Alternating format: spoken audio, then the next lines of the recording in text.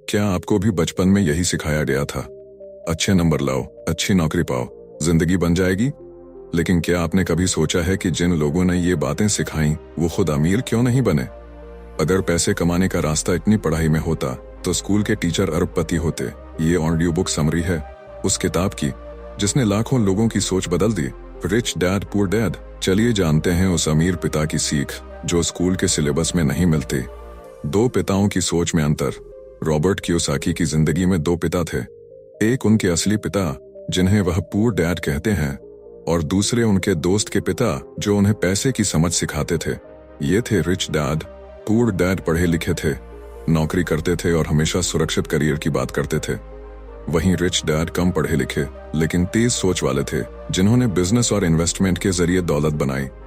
इस किताब की सबसे बड़ी खूबसूरती ये है कि यह पैसे को लेकर सोच को बदलती है। ये केवल अमीर बनने की गाइड नहीं है, ये एक मानसिकता है। ऐसा हमारे लिए काम करे, हम पैसे के लिए नहीं।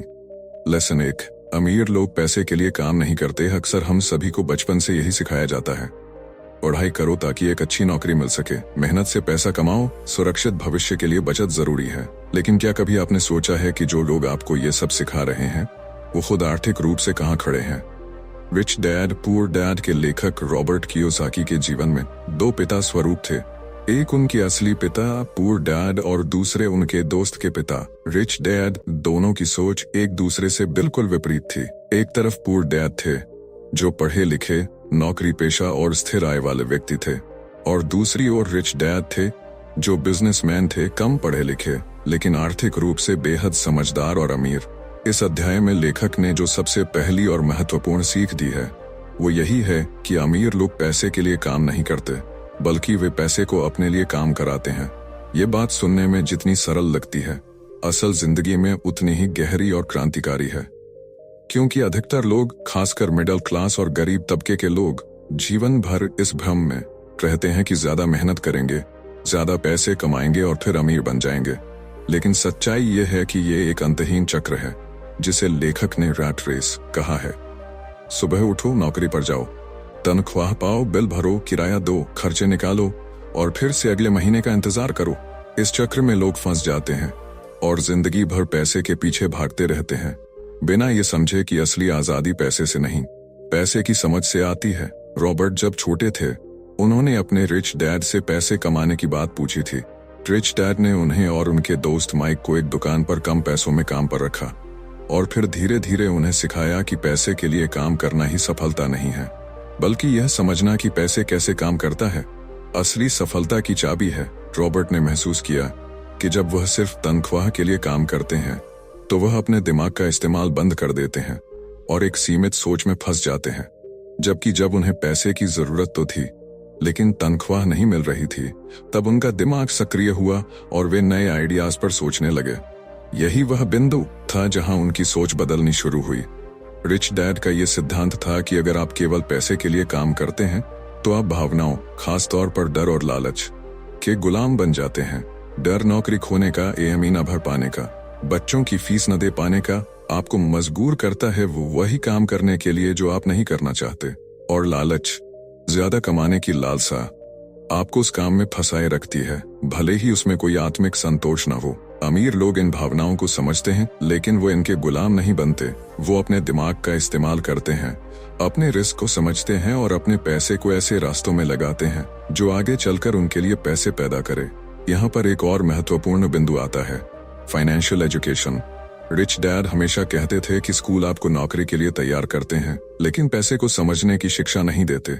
इसीलिए ज्यादातर पढ़े लिखे लोग भी आर्थिक रूप से संघर्ष करते रहते हैं। एक MBA कर चुका आदमी लाखों की नौकरी पाकर भी कर्ज में डूब सकता है अगर उसे ये न पता हो कि पैसा कैसे काम करता है। वहीं एक औसत पढ़ा हुआ व्यक्ति भी करोड़ों कमा सकता है अगर वो समझता हो कि एसेट क्या होता है, कैश फ्लो क्या होता है और कंपाउंड इंटरेस्ट कैसे काम करता है। जब आप केवल पैसे के लिए काम करते हैं तो आपका ध्यान केवल इनकम पर होता है, लेकिन अमीर लोग केवल इनकम पर नहीं बल्कि पैसिव इनकम और एसेट बिल्डिंग पर ध्यान देते हैं। पैसिव इनकम वो होती है जिसमें आपको काम करने की जरूरत नहीं होती, जैसे किराए से मिलने वाला पैसा, स्टॉक्स से मिलने वाला डिविडेंड या एक ऐसा डिजिटल प्रोडक्ट जो बार बार बिकता है। अगर आप सिर्फ एक्टिव इनकम, नौकरी या मेहनत का पैसा पर निर्भर हैं तो आप हमेशा काम करने के लिए मजबूर रहेंगे। जबकि पैसिव इनकम आपको आजादी देती है, सोचने की, जीने की, रचने की। रॉबर्ट एक और बात जोर देकर कहते हैं कि गरीब और मिडिल क्लास लोग जैसे ही थोड़ा पैसा कमाने लगते हैं, उनके खर्च भी बढ़ जाते हैं। उन्हें लगता है कि अब वो अमीर हो गए हैं, तो वो कार ले लेते हैं, बड़ा घर ले लेते हैं, ब्रांडेड कपड़े पहनने लगते हैं। लेकिन असल में ये सब लायबिलिटीज होती हैं जो उनके जेब से पैसा निकालती हैं। रिच डैड हमेशा कहते थे, पहले एसेट खरीदो, फिर उसी एसेट से मिलने वाले पैसे से अपनी लग्जरीज खरीदो। इस अध्याय में एक और क्रांतिकारी विचार आता है, don't work for money, late money work for you. इसका मतलब यह नहीं कि आप काम न करें, बल्कि इसका मतलब है कि आप केवल तनख्वाह या सेफ्टी के लिए काम न करें। आप काम करें स्किल सीखने, समझ बढ़ाने और अपॉर्चुनिटी खोजने के लिए। जब आप पैसा कमाना शुरू करें तो उसका एक हिस्सा निवेश करें, एसेट बनाएं और धीरे धीरे उस मुकाम पर पहुंचें जहां आप बिना काम किए भी कमाते रहें। रॉबर्ट ने खुद एक कॉमिक बुक लाइब्रेरी बनाई थी। उन्होंने इस्तेमाल की हुई कॉमिक बुक्स खरीदी और बच्चों को पैसे लेकर पढ़ने के लिए दी। इससे उन्हें सीखने को मिला कि कैसे एक सिस्टम बनाकर पैसा कमाया जा सकता है, बिना खुद हर समय मौजूद रहे। ये एक छोटे स्तर पर लेकिन बेहद प्रभावी तरीका था पैसे को अपने लिए काम पर लगाने का। आज की दुनिया में इस लेसन की प्रासंगिकता और भी बढ़ गई है। लोग ऑफिसों में 9 से 5 की नौकरी कर रहे हैं, पर ज्यादातर लोग अपने काम से संतुष्ट नहीं हैं। तनख्वाह जैसे ही आती है, खर्चे उसे निगल जाते हैं। ऐसे में अगर हम भी रिच डैड की तरह सोचें कि नौकरी केवल एक साधन है, मंजिल नहीं, तो हम अपनी मानसिकता बदल सकते हैं।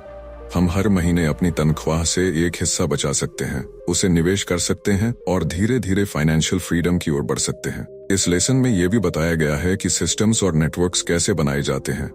अमीर लोग केवल खुद के काम में नहीं रहते, वे व्यवस्था बनाते हैं, लोगों को काम पर रखते हैं, टेक्नोलॉजी का इस्तेमाल करते हैं और ऐसे रास्ते बनाते हैं जो उनके बिना भी चल सके। जबकि गरीब और मिडिल क्लास लोग खुद ही सब कुछ करना चाहते हैं और इसी में थकते रहते हैं। यदि आप अमीर बनना चाहते हैं तो आपको पहले अपनी सोच को बदलना होगा, अपने डर को पहचानना होगा, उसे पार करना होगा और पैसे को लेकर अपने रवैये में बदलाव लाना होगा। अगर आप हर महीने अपनी तनख्वाह का इंतजार करते हैं और उसी पर अपनी जिंदगी टिकाए बैठे हैं, तो आपको एक गंभीर सवाल खुद से पूछना चाहिए, क्या मैं पैसे के लिए काम कर रहा हूं या क्या पैसा मेरे लिए काम कर रहा है? लेसन 2, वित्तीय साक्षरता जरूरी है हमारे देश में। अगर कोई बच्चा कहे कि उसे पैसा कमाने की जानकारी चाहिए, तो माता पिता उसे तुरंत पढ़ाई पर ध्यान देने की सलाह देंगे। स्कूल में उसे मैथ, साइंस, जियोग्राफी, हिस्ट्री सब कुछ पढ़ाया जाएगा, लेकिन पैसे की समझ यानी वित्तीय साक्षरता, फाइनेंशियल लिटरेसी की कोई बात नहीं की जाएगी। रॉबर्ट कियोसाकी इसी शिक्षा व्यवस्था पर सवाल उठाते हैं। वे कहते हैं कि अमीर बनने के लिए जरूरी नहीं कि आप क्लास के टॉप पर हों, जरूरी यह है कि आप पैसे की भाषा समझते हो, और यह भाषा स्कूल या कॉलेज नहीं सिखाते। इसलिए रॉबर्ट की किताब का दूसरा सबक यही है, वित्तीय साक्षरता जरूरी है। अब सवाल यह है कि वित्तीय साक्षरता होती क्या है? इसे केवल ये समझ लेना कि कैसे पैसे कमाए जाते हैं काफी नहीं है। ये समझना जरूरी है कि पैसा कैसे चलता है, कैसे बहता है, कैसे एक इंसान गरीब रह जाता है जबकि दूसरा अमीर बन जाता है, चाहे उनके पास एक जैसी आय क्यों ना हो। वित्तीय साक्षरता का मतलब है आप यह जानें कि एसेट और लायबिलिटी में क्या अंतर है। आप यह समझें कि कैश फ्लो कैसे काम करता है। आप यह जानें कि आपके खर्च, निवेश और बचत में संतुलन कैसे बनता है, और आप यह तय कर सकें कि आपकी आमदनी आपको कहां लेकर जा रही है, गुलामी की ओर या आजादी की ओर। रॉबर्ट कहते हैं कि उनकी पुअर डैड यानी उनके असली पिता बहुत पढ़े लिखे थे, पीएचडी तक की पढ़ाई की थी, लेकिन उन्हें वित्तीय ज्ञान नहीं था। वो एक नौकरी करते थे, अच्छी सैलरी पाते थे, लेकिन महीने के अंत तक फिर से कर्ज में डूब जाते थे। उन्हें यह नहीं पता था कि उनकी तनख्वाह किस चीज पर खर्च हो रही है, कौन सी चीज एसेट है और कौन सी लायबिलिटी। इसके उलट रिच डैड, जो उनके दोस्त के पिता थे, ने रॉबर्ट को बचपन से ही एसेट और लायबिलिटी के फर्क को समझाना शुरू किया। उन्होंने कहा, अगर तुम अमीर बनना चाहते हो तो पहले ये जानो कि तुम्हारी जेब में जो पैसा आता है वो वहां कितनी देर टिकता है। अमीर लोग इस फर्क को बखूबी समझते हैं। वे सबसे पहले अपना एसेट कॉलम भरते हैं और वही एसेट फिर उनकी जिंदगी की सारी सुविधाएं प्रदान करते हैं। रिच डैड का ये मूल मंत्र था, पहले एसेट खरीदो, फिर उन्हीं एसेट्स की कमाई से अपनी लग्जरीज खरीदो। जबकि पुअर डैड सोचते थे, पहले जरूरी चीजें खरीदो, बाद में अगर कुछ बचा तो एसेट भी लेंगे। यही सोच एक को अमीर बनाती है। और दूसरे को जिंदगी भर संघर्ष में डाले रखती है। इस लेसन में लेखक यह भी बताते हैं कि एक आम आदमी की कैश फ्लो स्टेटमेंट कैसी होती है। वे अपनी तनख्वाह पाते हैं, उसमें से सीधे खर्च करते हैं, जैसे EMI, किराया, बिल, किराना, बच्चों की फीस वगैरह। इसके बाद उनके पास कुछ नहीं बचता और वो अगली तनख्वाह का इंतजार करते हैं। दूसरी ओर अमीर लोग अपनी आमदनी का बड़ा हिस्सा एसेट में लगाते हैं, जैसे कि रियल एस्टेट, शेयर बाजार, बिजनेस, रॉयल्टी से आने वाली इनकम, और फिर वहीं से उन्हें बार बार कमाई होती रहती है। इसका असर ये होता है कि वो जितना कमाते हैं उससे ज्यादा उनका पैसा खुद ही कमाता है।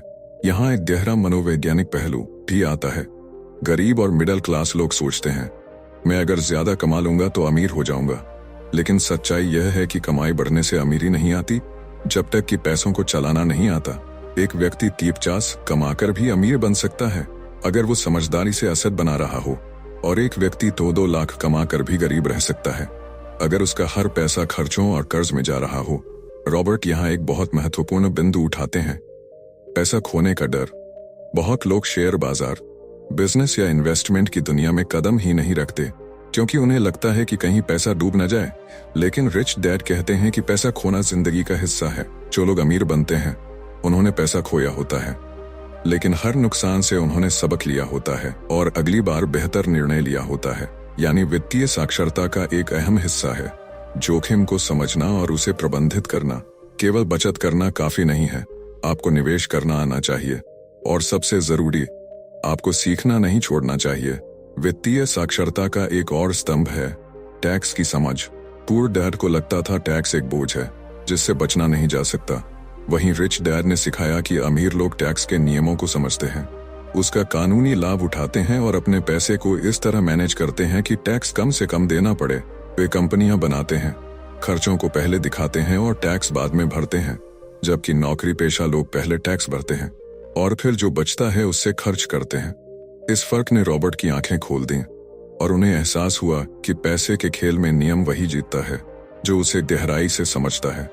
लेखक इस अध्याय में बार बार कहते हैं कि अगर आप आर्थिक आजादी चाहते हैं तो आपको एक वित्तीय भाषा सीखनी होगी, ठीक वैसे ही जैसे आप कोई नई भाषा सीखते हैं। और इसके लिए किताबें पढ़ना, ऑडियो बुक सुनना, सफल लोगों से मिलना, गलती करना और उनसे सीखना जरूरी है। रॉबर्ट खुद कहते हैं कि उन्होंने कई बार नुकसान झेला, लेकिन हर बार उन्होंने सीखा और आगे बढ़े। आज की तेज रफ्तार दुनिया में जहां EMI, credit card, instant loan, BNPL जैसे ऑप्शंस आपको अभी सब कुछ खरीदने का लालच देते हैं, वहां सबसे ज्यादा जरूरत है वित्तीय अनुशासन की। लोग सोचते हैं कि स्मार्टफोन, गाड़ी या ब्रांडेड कपड़े अमीरी दिखाते हैं, लेकिन रिच डैड कहते हैं असली अमीरी तब है जब आप बिना काम किए भी कमाते रहो और आपके पास अपनी पसंद की जिंदगी जीने की आजादी हो। अगर आप इस चैप्टर से केवल एक बात सीखते हैं तो वो यह होनी चाहिए, कमाने से पहले समझो, पैसे के पीछे भागने से पहले ये सीखो कि पैसे को कैसे चलाना है, कैसे उसे मल्टीप्लाई किया जा सकता है, कैसे उससे आपके लिए इनकम बनाई जा सकती है। यही वित्तीय साक्षरता है और यही इस किताब का मूल मंत्र। लेसन 3, अपने खुद के बिजनेस को बनाओ। तुम नौकरी मत ढूंढो, एक सिस्टम बनाओ, और ऐसा सिस्टम बनाओ जो तब भी काम करे जब तुम सो रहे हो। यह वाक्य रिच डैड की सोच का मूल है और रॉबर्ट कियोसाकी की किताब के तीसरे लेसन की नींव। इस अध्याय का सार है, अपने खुद के बिजनेस को बनाओ, यानी ऐसी संपत्तियां खड़ी करो जो लगातार पैसा बनाती रहें, भले ही तुम फिजिकली वहां मौजूद न हो। यह सोच गरीब या मिडिल क्लास में नहीं होती, क्योंकि उन्हें सिखाया गया है कि अच्छी नौकरी अच्छा जीवन। लेकिन अमीर लोग जानते हैं कि अगर तुम अपनी पूरी जिंदगी केवल नौकरी करते रहोगे तो तुम कभी भी आर्थिक रूप से आजाद नहीं हो पाओगे। रॉबर्ट इस अध्याय में एक बहुत बड़ा मानसिक बदलाव लाने की कोशिश करते हैं। मालिक बनने की मानसिकता। जब आप केवल कर्मचारी होते हैं तो आपके पास एक सीमित दृष्टिकोण होता है। आप केवल अपने काम के बारे में सोचते हैं, सैलरी के बारे में सोचते हैं, प्रमोशन के बारे में सोचते हैं। लेकिन जब आप बिजनेस की सोच रखते हैं तो आप system, network, profit, loss, investment और इनोवेशन के बारे में सोचते हैं। आप केवल मैं कितना कमा रहा हूं नहीं सोचते, आप ये सोचते हैं कि मेरा पैसा और मेरा सिस्टम कितना कमा रहा है। रिच डैड हमेशा कहते थे कि एक अमीर इंसान हमेशा असेट में इन्वेस्ट करता है, जबकि एक गरीब इंसान केवल इनकम के पीछे भागता है। अब इस लेसन में वो असेट केवल प्रॉपर्टी या स्टॉक्स तक सीमित नहीं है। आपका खुद का बिजनेस भी एक असेट है, ऐसा बिजनेस जो खुद को दोहराता रहे, जो दूसरों को काम देकर आपकी जगह मेहनत कराए। और जिसमें आपकी भूमिका विजनरी की हो।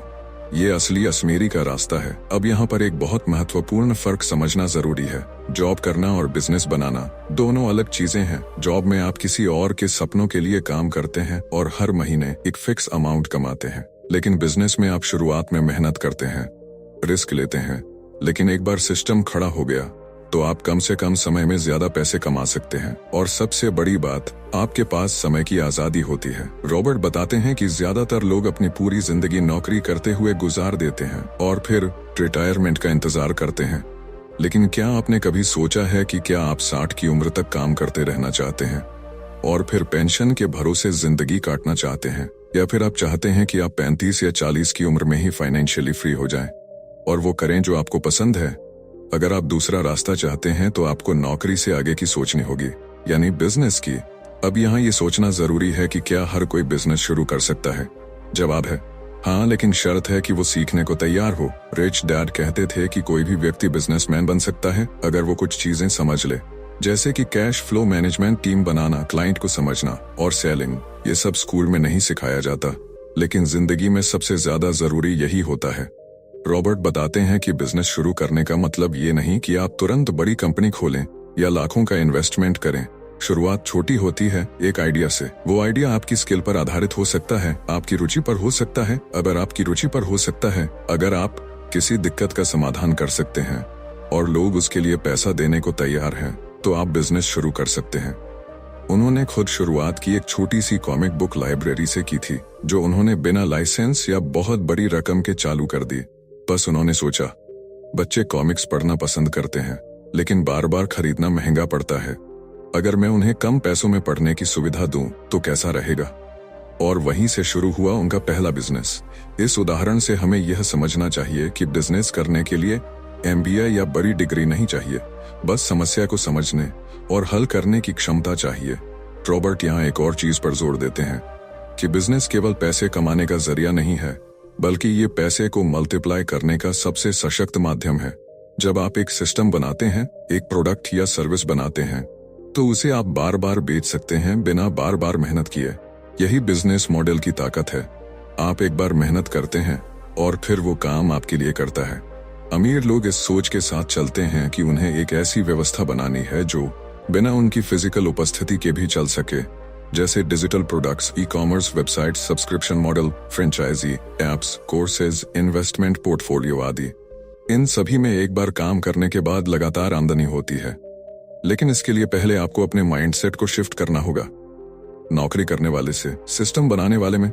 रिच डैड ये भी कहते थे कि लोग बिजनेस से डरते हैं क्योंकि उन्हें लगता है कि बिजनेस फेल हो जाएगा, लेकिन अगर आप फेल होने से डरते हो तो आप कभी सीख नहीं सकते। अमीर लोग असफलता को अनुभव मानते हैं और हर गलती से एक सबक निकालते हैं। इसलिए अगर आप अपना खुद का बिजनेस शुरू करना चाहते हैं तो सबसे पहले सीखने की इच्छा और गिरकर उठने की हिम्मत होनी चाहिए। बिजनेस शुरू करना आज के समय में पहले से कहीं आसान हो गया है। इंटरनेट की वजह से आपको ना दुकान चाहिए, ना बड़ी टीम, ना भारी पूंजी। आप अपने मोबाइल से भी बिजनेस शुरू कर सकते हैं। फ्रीलांसिंग, ऑनलाइन कोर्स बनाना, डिजिटल प्रोडक्ट बेचना, social media branding, blogging, YouTube channel या ई-बुक्स। अगर आपके पास ज्ञान है या कोई स्किल है तो आज आप अपना खुद का ब्रांड बना सकते हैं।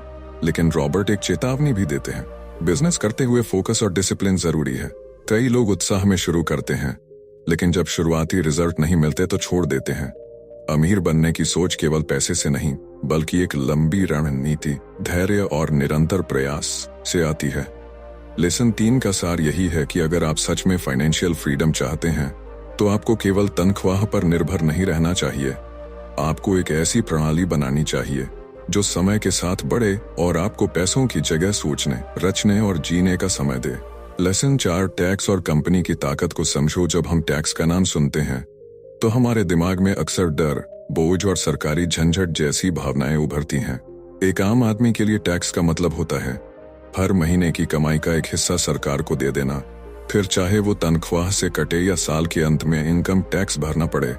लेकिन रॉबर्ट कियोसाकी की नजर में टैक्स केवल एक दायित्व नहीं, बल्कि एक खेल है, और ये खेल है जो इसके नियम समझता है। इस अध्याय का मूल उद्देश्य है समझना कि अमीर लोग टैक्स को कैसे मैनेज करते हैं और कंपनी स्ट्रक्चर की ताकत का इस्तेमाल कर कैसे सिस्टम को अपने पक्ष में मोड़ते हैं। रॉबर्ट बताते हैं कि उनके दोनों पिता, पुअर डैड और रिच डैड, टैक्स को लेकर बिल्कुल विपरीत दृष्टिकोण रखते थे। पुअर डैड टैक्स को एक नैतिक जिम्मेदारी मानते थे। उनका कहना था कि ईमानदार नागरिक बनो, टैक्स भरो। वहीं रिच डैड कहते थे, स्मार्ट बनो, टैक्स सिस्टम को समझो ताकि तुम पर टैक्स का बोझ कम हो सके। अब यहाँ कोई टैक्स चोरी की बात नहीं हो रही, बल्कि यह बात हो रही है टैक्स के नियमों को समझकर वैध तरीकों से बचत करने की, और यही फर्क अमीर और गरीब की मानसिकता में होता है। पुअर डैड हर महीने अपनी तनख्वाह से पहले टैक्स कटवाते थे, फिर बाकी पैसे से खर्च चलाते थे। इस क्रम को समझिए, कमाई, टैक्स, खर्च। जबकि रिच डैड पहले कमाई को कंपनी में दिखाते थे, फिर कंपनी के नाम पर खर्च करते थे, और जो बचता था उस पर टैक्स भरते थे। यानी उनका क्रम था कमाई, खर्च, टैक्स। ये फर्क मामूली नहीं है, यह आपकी पूरी फाइनेंशियल स्थिति बदल सकता है। ये सब संभव होता है कंपनी स्ट्रक्चर की ताकत से। अमीर लोग अपने बिजनेस या इन्वेस्टमेंट को एक कंपनी या कॉरपोरेशन के रूप में रजिस्टर करते हैं। इससे उन्हें कई फायदे मिलते हैं, जैसे कि कंपनी के नाम पर खर्चों को लिखवा देना, जैसे ट्रैवल, गैजेट्स, ऑफिस खर्च, इवेंट्स। अपने इनकम को शो करने से पहले टैक्स डिडक्शन लेना, लीगल प्रोटेक्शन मिलना। यदि कोई केस हो जाए तो आपकी पर्सनल प्रॉपर्टी सेफ रहती है। इन्वेस्टर्स और बैंक से फंड लेना आसान हो जाता है। यहाँ रॉबर्ट समझाते हैं कि सरकार टैक्स के जरिए आम लोगों से पैसे लेती है ताकि सार्वजनिक सुविधाएं दी जा सकें, लेकिन साथ ही सरकार बिजनेस करने वालों को प्रोत्साहित भी करती है। इसलिए वो उन्हें टैक्स छूट, इंसेंटिव्स देती है। जैसे अगर आप लोगों को नौकरी दे रहे हैं, घर बना रहे हैं या किसानों को सपोर्ट कर रहे हैं, तो आपको टैक्स में छूट मिलेगी। अमीर लोग इन नियमों को समझते हैं और इस्तेमाल करते हैं, जबकि गरीब और मिडिल क्लास केवल शिकायत करते हैं।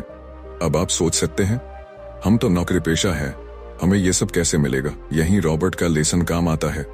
अगर आप चाहते हैं कि टैक्स आपके लिए काम करे तो आपको मालिक बनना होगा। आपको अपनी कमाई के साथ एक स्मार्ट स्ट्रक्चर खड़ा करना होगा, चाहे वो एक फ्रीलांसिंग फर्म हो, एक सोल प्रोप्राइटरशिप हो या एक प्राइवेट लिमिटेड कंपनी।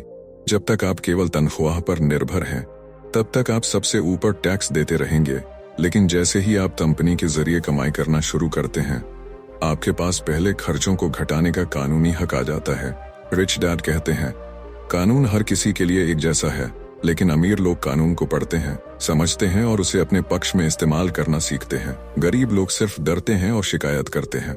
यह बात वित्तीय शिक्षा का सबसे अनदेखा पहलू उजागर करती है कि स्कूल कभी हमें टैक्स के बारे में नहीं सिखाता, क्योंकि स्कूल का उद्देश्य नौकरी के लिए तैयार करना है, न कि मालिक बनने के लिए। इस अध्याय में रॉबर्ट एक और दिलचस्प तुलना करते हैं। वह कहते हैं कि टैक्स सिस्टम एक गेम की तरह है, और अगर आप उसके नियम नहीं जानते तो आप हमेशा हारते रहेंगे। सरकारें टैक्स के नियम बनाती हैं ताकि नागरिक अपना हिस्सा योगदान दें, लेकिन वही सरकारें उन लोगों को रिवॉर्ड भी देती हैं जो नौकरियां पैदा करते हैं, इन्वेस्टमेंट करते हैं और इकोनॉमी में विकास लाते हैं। यही कारण है कि बड़े कॉरपोरेट्स टैक्स के बावजूद अरबों की कमाई करते हैं, क्योंकि उन्होंने सिस्टम को अपने हिसाब से समझा और ढाला। यहाँ एक खास उदाहरण दिया जा सकता है। एक नौकरी पेशा व्यक्ति एक नया लैपटॉप खरीदता है तो वह उसका निजी खर्च माना जाएगा और टैक्स में कोई राहत नहीं मिलेगी। लेकिन वही लैपटॉप अगर एक डिजिटल क्रिएटर, यूट्यूबर या बिजनेस ओनर अपने कंपनी अकाउंट से खरीदता है तो वह कंपनी का खर्च कहलाएगा और टैक्सेबल इनकम से घटा दिया जाएगा। यही फर्क बुद्धिमत्ता और सामान्यता में है। रॉबर्ट यह भी बताते हैं कि कंपनी के नाम पर अगर आप समझदारी से पैसे खर्च करते हैं तो न केवल टैक्स बचाते हैं बल्कि वित्तीय अनुशासन भी सीखते हैं। कंपनी के खर्चों की बारीकी से निगरानी, रिकॉर्ड रखना, बजट बनाना, रिटर्न फाइल करना, ये सब आदतें आपको लंबे समय में फाइनेंशियल रूप से और ज्यादा परिपक्व बनाती है। लेकिन इस ताकत के साथ एक जिम्मेदारी भी आती है कि आप गलत रास्तों पर न जाएं। टैक्स बचाना, टैक्स अवॉइडेंस और टैक्स एवेजन में फर्क है। अमीर लोग टैक्स बचाते हैं लेकिन चुराते नहीं। यह सारी प्रक्रिया पूरी तरह से कानूनी और नैतिक होनी चाहिए। आज के युग में जब स्टार्टअप कल्चर बढ़ रहा है, इंटरनेट ने अवसरों के दरवाजे खोल दिए हैं, तब यह लेसन और भी महत्वपूर्ण हो जाता है। अब आप अपने मोबाइल से एक कंपनी रजिस्टर कर सकते हैं, जीएसटी ले सकते हैं और एक फुल फ्लेज्ड बिजनेस शुरू कर सकते हैं, वो भी बहुत कम पूंजी में। लेकिन यह तभी सार्थक होगा जब आप इन सबसे पहले वित्तीय शिक्षा और टैक्स स्ट्रक्चर को गहराई से समझें। यह चैप्टर हमें यह भी सिखाता है कि अमीरी केवल ज्यादा कमाने से नहीं आती, बल्कि अपने पैसे को सहेजने, इस्तेमाल करने और कानूनी तरीके से बढ़ाने की समझ से आती है। अगर आप आज भी सिर्फ नौकरी में कटौती होते हुए टैक्स को कोसते हैं तो समय है सोच बदलने का। रिच डैड का आखिरी संदेश इस अध्याय में यही है, अगर तुम टैक्स का खेल नहीं समझोगे तो तुम हमेशा गरीब रहोगे, चाहे तुम कितना भी कमा लो। लेकिन अगर तुमने यह खेल सीख लिया तो तुम नियम बदल नहीं सकते, लेकिन तुम उन्हें अपने पक्ष में जरूर मोड़ सकते हो। लेसन 5, डर और आलस से ऊपर उठो। इंसान के जीवन में जो सबसे बड़ा अवरोध है सफलता पाने से, वह किसी बाहरी कारण से नहीं बल्कि आंतरिक भावनाओं से होता है, और सबसे प्रमुख है डर और आलस। रिच डैड पुअर डैड में रॉबर्ट कियोसाकी बताते हैं कि ज्यादातर लोग केवल पैसे की कमी के कारण गरीब नहीं रहते, बल्कि वे गरीब रहते हैं क्योंकि डर उन्हें रिस्क लेने से रोकता है और आलस उन्हें मौके की तलाश करने से दूर करता है। बचपन से ही हमें सिखाया गया है कि पैसा खोना बुरा है, जोखिम मत लेना और असफलता से डरना चाहिए। लेकिन सच तो यह है कि ये सारी बातें हमें केवल सीमित दायरे में बांध देती हैं। पुअर डैड की सोच इसी प्रकार की थी। वह हमेशा सुरक्षा की बात करते थे, अच्छी नौकरी मिल जाए, स्थिर तनख्वाह हो और पेंशन की गारंटी हो। जबकि रिच डैड ने हमेशा कहा, अगर तुम केवल सुरक्षा की तलाश में रहोगे तो कभी अमीर नहीं बन सकते। रॉबर्ट कहते हैं कि जब उन्होंने पहली बार पैसा कमाया और फिर कुछ खो दिया तो उनमें डर आया, लेकिन रिच डैड ने उन्हें सिखाया कि डरना सामान्य है, लेकिन उस डर को अपने फैसलों पर हावी मत होने दो। जो लोग पैसे खोने के डर से कुछ नया करने की हिम्मत नहीं करते, वे वही पुरानी जिंदगी जीते हैं। दिन भर काम, तनख्वाह का इंतजार, खर्च, फिर दोबारा वही चक्र। डर हमें क्या सिखाता है? डर हमें सुरक्षित रहने के लिए प्रेरित करता है, लेकिन यह हमें असली अवसरों से भी दूर कर देता है। जब हम पैसे के नुकसान का डर लेकर चलते हैं तो हम निवेश नहीं करते। जब हम असफल होने के डर से घिरे होते हैं तो हम नया बिजनेस शुरू नहीं करते। रिच डैड का कहना था, हर बार जब तुम कुछ नया करते हो और असफल होते हो तो तुम सीखते हो। हारना गलत नहीं है, हार कर हार मान लेना गलत है। यही नहीं, डर केवल पैसे खोने का नहीं होता, बल्कि लोगों की राय का भी होता है। लोग क्या कहेंगे अगर मैं फेल हो गया? अगर मेरा निवेश डूब गया तो? अगर लोग मुझे मूर्ख समझें? और यही मानसिकता हमें एवरेज बनाए रखती है। जबकि अमीर लोग इन सवालों की परवाह नहीं करते, वे तथ्यों, सीखने और रिजल्ट पर ध्यान देते हैं। अब बात करते हैं आलस की, जो एक धीमा जहर है। रॉबर्ट कहते हैं कि ज्यादातर लोग खुद को व्यस्त दिखाते हैं, लेकिन असल में वे जरूरी काम से बचने के लिए व्यस्त रहते हैं। जैसे, मेरे पास अभी समय नहीं है इन्वेस्टमेंट सीखने का, अभी तो मेरी जॉब ही बहुत थकाऊ है, बाद में देखूंगा, मेरे पास अभी पैसे नहीं है बिजनेस शुरू करने के लिए। रिच डैड ने रॉबर्ट को सिखाया कि ये सब बहाने हैं। अगर किसी को वाकई अपने जीवन में परिवर्तन चाहिए तो वह खुद वक्त निकाल लेगा। लोग घंटों टीवी देख सकते हैं, लेकिन एक निवेश की किताब पढ़ने में आलस करते हैं। वो अपने दोस्तों से घंटों चैट कर सकते हैं, लेकिन किसी फाइनेंशियल सेमिनार में शामिल होने से कतराते हैं। आलस यहाँ केवल शारीरिक नहीं बल्कि मानसिक होता है। सीखने से बचने का मानसिक आलस। अब सोचिए, कितने ऐसे लोग हैं जो हर महीने तनख्वाह का इंतजार करते हैं और उसी पैटर्न में फंसे रहते हैं। वे एक स्थिरता को सुरक्षा समझते हैं, लेकिन असल में वह एक जेल है जहां वे हर महीने बंधी हुई तनख्वाह में जीते हैं, क्रेडिट कार्ड से उधार लेते हैं और कभी निवेश की तरफ नजर उठाकर भी नहीं देखते। ये लोग दिन रात काम करते हैं, लेकिन उनकी मेहनत उन्हें आगे नहीं ले जाती, क्योंकि डर और आलस उन्हें नए रास्ते पर चलने नहीं देते। रॉबर्ट खुद बताते हैं कि जब उन्होंने स्टॉक मार्केट में निवेश शुरू किया था तो उन्हें कई बार नुकसान हुआ, लेकिन उन्होंने डर को गले लगाया और सीखा कि हर नुकसान एक सबक है। उन्होंने यह भी सीखा कि जब आप खुद रिसर्च करते हैं, लोगों से बात करते हैं, सीखते हैं, तो धीरे धीरे आपका आत्मविश्वास बढ़ता है। डर अब भी रहता है, लेकिन वह आपके फैसलों को कंट्रोल नहीं करता, बल्कि आपकी तैयारी को मजबूत करता है। एक और जरूरी बात रिच डैड ने सिखाई, भावनाएं जरूरी हैं, लेकिन उन्हें नियंत्रित करना सीखो। डर, क्रोध, लोभ, आलस, ये सब भावनाएं हैं, लेकिन अमीर लोग इन भावनाओं को कंट्रोल करना सीख जाते हैं। वे डर को पहचानते हैं, लेकिन उस पर काबू पाते हैं। वे आलस को जानते हैं, लेकिन उसे बहाने नहीं बनने देते। उदाहरण के तौर पर, जब मार्केट क्रैश होता है तो आम लोग घबरा जाते हैं और अपने स्टॉक्स बेच देते हैं, लेकिन अमीर लोग इसी को मौका समझते हैं सस्ते दामों में खरीदने का। इसलिए डर का सही इस्तेमाल वही लोग कर पाते हैं जो उसमें से विकास ढूंढना जानते हैं। रिच डैड ने रॉबर्ट को एक गेम खेलने को कहा। हर महीने वह एक तरीका ढूंढे जिससे बिना नौकरी के पैसा कमाया जा सके। शुरुआत में वह फेल हुआ, फिर सीखा। कभी उसने गैराज सेल से सामान खरीदा और ऑनलाइन बेचा, कभी कोई किताब पब्लिश की, कभी रियल एस्टेट में कम दाम की डील पकड़ी। धीरे धीरे वह डर से पार पाकर एक ऐसा इंसान बन गया जो रिस्क को हैंडल कर सकता है। यही है असली सफलता।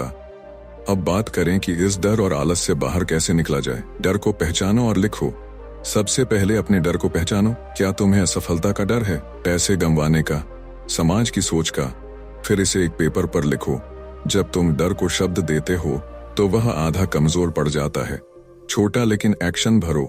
किसी भी बड़े निर्णय से पहले एक छोटा सा स्टेप लो। जैसे अगर निवेश करना है तो 3-100 से शुरू करो। अगर बुक लिखनी है तो पहला पेज लिखो। जब आप छोटी जीतें हासिल करते हैं तो डर पीछे हटने लगता है। सीखना चालू रखो, पढ़ो, सुनो, सेमिनार ज्वाइन करो, जैसे आप ये ऑडियो बुक सुन रहे हैं। सीखना डर को मारता है और आलस को भी। खुद से कठिन सवाल पूछो। अगर मैं आज रिस्क ना लूं तो क्या मैं अगले 10 साल भी इसी जगह पर रहूंगा? क्या मैं वही करूंगा जो आज कर रहा हूं? आलस को हराने के लिए लक्ष्य बनाओ। हर हफ्ते एक छोटा फाइनेंशियल गोल बनाओ। एक नई स्किल सीखना, एक किताब पढ़ना, एक वीडियो देखना या एक छोटा निवेश करना। लक्ष्य से बड़ा कोई मोटिवेशन नहीं होता। इस अध्याय में रॉबर्ट ने बहुत ही स्पष्टता से बताया कि अगर आप केवल सुरक्षित जिंदगी जीते रहेंगे तो आप कभी अमीर नहीं बन सकते। डर से भागना आपको सुरक्षा देता है, लेकिन सपने नहीं। आलस से बंध कर आप आराम पाते हैं, लेकिन सफलता नहीं। अगर आप इस धरती पर कुछ बड़ा करना चाहते हैं तो आपको अपने डर से बात करनी होगी और अपने आलस को चुनौती देनी होगी। तभी आप वो बन पाएंगे जो बाकी केवल सोचते हैं। लेसन 6, सीखने की आदत डालो। नौकरी पैसे के लिए नहीं, सीखने के लिए करो। जब हम किसी से पूछते हैं कि तुम नौकरी क्यों करते हो, तो अधिकतर लोग तुरंत जवाब देते हैं, पैसा कमाने के लिए। और शायद यही जवाब दुनिया के 90% लोगों का भी होगा। लेकिन क्या कभी किसी ने यह सोचा है कि अगर आप किसी कंपनी में 10 साल नौकरी करके भी वही सोच, वही स्किल और वही सीमित तनख्वाह के दायरे में रह जाते हैं, तो आप असल में क्या सीख रहे हैं? रॉबर्ट कियोसाकी कहते हैं कि अमीर बनने के लिए जरूरी है कि आप सीखने की चाह को पैसे की चाह से ऊपर रखें। रिच डैड का एक बहुत बड़ा उसूल था, नौकरी को केवल पैसे के लिए मत करो, नौकरी को सीखने का जरिया बनाओ। उनका मानना था कि जिंदगी में सच्ची तरक्की तब होती है जब हम किसी भी कार्य को सीखने के मकसद से करते हैं, न कि केवल तनख्वाह की लालच में। पैसे तो आते जाते रहेंगे, लेकिन स्किल्स हमेशा हमारे साथ रहेंगी, और वही स्किल्स भविष्य में हमारी दौलत का असली जरिया बनेंगी। जब रॉबर्ट छोटे थे, उन्होंने सेल्समैन की नौकरी की थी। एक ऐसी नौकरी जो किसी के लिए भी असहज हो सकती है। कम कमीशन, लोगों से न सुनने का डर, रिजेक्शन का सामना। लेकिन उन्होंने इस काम को इसलिए चुना क्योंकि उन्हें बोलना, सेल करना और रिलेशन बनाना सीखना था।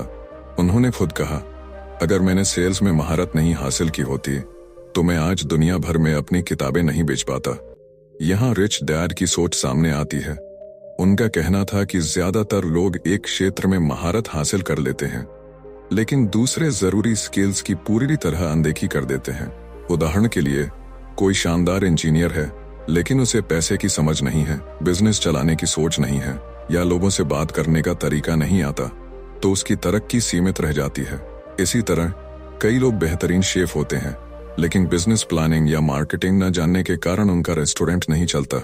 रिच डैड हमेशा कहते थे, तुम जितनी ज्यादा स्किल्स सीखोगे उतने ही ज्यादा अवसर तुम्हारे पास आएंगे।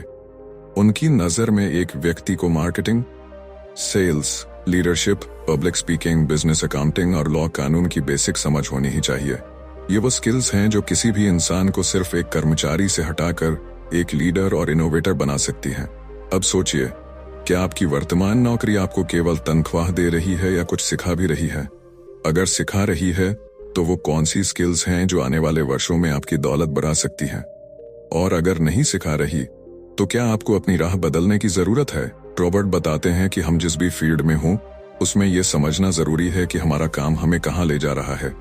अगर आप सालों से एक ही रूटीन में काम कर रहे हैं बिना किसी नई चीज को सीखे, तो यह एक खतरनाक संकेत है। यह ऐसा है जैसे आप ट्रेडमिल पर दौड़ रहे हैं, खूब पसीना बहा रहे हैं, लेकिन 1 इंच भी आगे नहीं बढ़ रहे। इस चैप्टर में रॉबर्ट यह भी बताते हैं कि कैसे उन्होंने एक ऐसे जॉब को स्वीकार किया जो तनख्वाह में बहुत कम था, लेकिन उन्हें पब्लिक स्पीकिंग की ट्रेनिंग देता था। उस वक्त उनके दोस्तों और परिवार ने उनका मजाक उड़ाया, इतनी कम तनख्वाह में कौन काम करता है। लेकिन रॉबर्ट जानते थे कि वह जो सीख रहे हैं वह भविष्य में उन्हें लाखों की कमाई देगा। और ऐसा ही हुआ। बाद में जब उन्होंने सेमिनार्स, पब्लिक टॉक्स और किताबें बेचना शुरू किया तो वो सारी ट्रेनिंग उनके काम आई। सीखने की इस मानसिकता को अपनाने के लिए सबसे पहले हमें ईगो को साइड में रखना होगा। कई बार हम अपने पद, डिग्री या अनुभव की वजह से छोटी नौकरियों को हेय दृष्टि से देखते हैं। हम सोचते हैं मैं MBA कर चुका हूँ, अब सेल्स क्यों करूं, या मुझे लेखा जोखा क्यों सीखना चाहिए, वो तो अकाउंटेंट का काम है। लेकिन असल में यही मानसिकता हमें आगे बढ़ने से रोकती है। रिच डैड कहते हैं कि असली लीडर वही होता है जो किसी भी कार्य को करने के लिए तैयार हो और उसमें से कुछ सीख कर निकलता है। उन्हें फर्क नहीं पड़ता कि सामने का काम छोटा है या बड़ा, उनके लिए वह एक सीखने का अवसर होता है। इस चैप्टर का एक और गहरा संदेश यह भी है कि हमें खुद को हमेशा सीखने की अवस्था, लर्निंग मोड में रखना चाहिए। कई लोग जब एक बार पढ़ाई खत्म कर लेते हैं तो समझते हैं कि अब उन्हें सीखने की जरूरत नहीं है। लेकिन अमीर लोग जानते हैं कि जिंदगी का असली स्कूल तब शुरू होता है जब औपचारिक शिक्षा खत्म होती है। वे किताबें पढ़ते हैं, सेमिनार अटेंड करते हैं, मेंटर ढूंढते हैं और हमेशा नए अनुभवों से कुछ सीखते रहते हैं। रॉबर्ट का मानना है कि एक इंसान अगर हर साल सिर्फ एक नई स्किल सीख ले तो 10 साल में वह उस 90% भीड़ से अलग हो जाएगा जो केवल एक ही काम दोहराते रहते हैं। वो कहते हैं, आप जितनी ज्यादा भाषाएं बोल सकते हैं, जितनी ज्यादा स्किल्स सीख सकते हैं, उतने ही ज्यादा पैसे बनाने के तरीके आपके पास होंगे। और यह स्किल्स सिर्फ बिजनेस या करियर तक सीमित नहीं है। इसमें भावनात्मक बुद्धिमत्ता, इमोशनल इंटेलिजेंस, समस्या सुलझाने की क्षमता, प्रॉब्लम सॉल्विंग, टीम वर्क और नेतृत्व, लीडरशिप जैसी जीवन शैली स्किल्स भी आती हैं। ये वही चीजें हैं जो हमें मुश्किल समय में संभालती हैं और दूसरों से अलग बनाती हैं। अगर आप अपनी वर्तमान नौकरी से संतुष्ट नहीं हैं या आपको लग रहा है कि आप फंस गए हैं, तो रिच डैड का सुझाव है, स्किल बेस्ड शिफ्ट करो, सैलरी बेस्ड नहीं। यानी ये मत सोचो कि कहाँ ज्यादा पैसे मिलेंगे, ये सोचो कि कहाँ ज्यादा सीखने को मिलेगा। शायद आपको कुछ समय के लिए किसी छोटे स्टार्टअप में काम करना पड़े, शायद आपको अपनी कंफर्ट जोन से बाहर निकलना पड़े, लेकिन जो आप वहां से सीखेंगे वो भविष्य में आपका एक्सपोनेंशियल ग्रोथ तय करेगा। इस चैप्टर का अंत बहुत प्रेरणादायक है। रॉबर्ट कहते हैं, सीखते रहो चाहे कुछ भी हो जाए। अगर आप किसी चीज को बार बार दोहराते रहेंगे तो आपको वही मिलेगा जो सबको मिलता है, लेकिन अगर आप लगातार नई चीजें सीखते रहेंगे तो आपको वो मिलेगा जो बहुत कम लोगों को मिलता है, आजादी, अमीरी और आत्मनिर्भरता। रिच डैड पुअर डैड सिर्फ एक किताब नहीं है, ये एक सोच है, एक जागरूकता है। ये हमें सिखाती है कि अमीरी खून में नहीं होती, अमीरी दिमाग और आदतों में होती है।